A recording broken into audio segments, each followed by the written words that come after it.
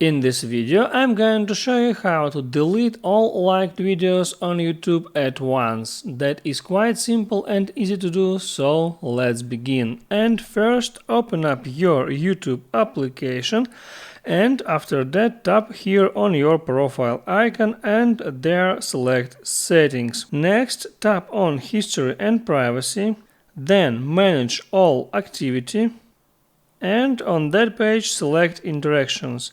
And here at the very top you got YouTube likes and dislikes. Select that option, and there on that page I can see all videos that I ever liked on YouTube. And to delete all that likes and dislikes, I need to do the following. I need to tap on this three dots icon and select Delete All, and after that confirm that action. So now I cleared all my likes and dislikes for that specific account. That's how it works. Hit the like button and don't forget to subscribe.